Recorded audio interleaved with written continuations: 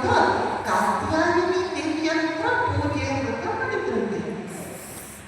ಅದಕ್ಕಾಗಿ ಕಾತ್ಯಾಯಿನಿ ದೇವಿಯ ಶಕ್ತಿ ಪೀಠ ಇದೆ. ಹೀಗೆ ವೃಂದಾವನದಲ್ಲಿ ಕೃಷ್ಣನ ದೇವಸ್ಥಾನಗಳು ಬಹಳ ಬಹಳ ಇವೆ. ಜೊತೆಯಲ್ಲಿ ಶಿವನ ದೇವಸ್ಥಾನವೂ ಇದೆ, ದೇವಿ ಕಾತ್ಯಾಯಿನಿ ದೇವಸ್ಥಾನವೂ ಇದೆ, ಇನ್ನೂ ಹಲವು ದೇವಸ್ಥಾನಗಳು ಇವೆ. ಒಟ್ಟಲ್ಲಿ ವೃಂದಾವನ ದೇವಸ್ಥಾನಗಳ ನಗರ.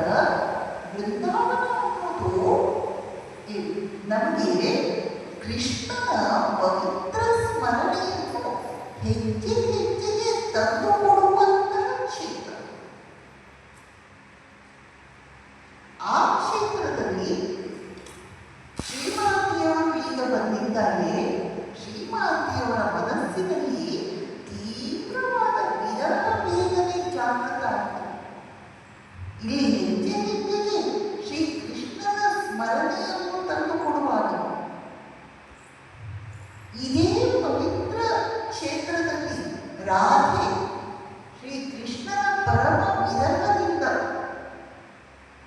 ಕಷ್ಟಪಟ್ಟು ಒತ್ತಾಡಿದ ಘಟನೆಗಳು ನಡೆದಿರುವಾಗ ಶ್ರೀಮಾತೆಯವರಿಗೆ ಎಲ್ಲಿ ಶ್ರೀರಾಮಕೃಷ್ಣರು ಅಂತ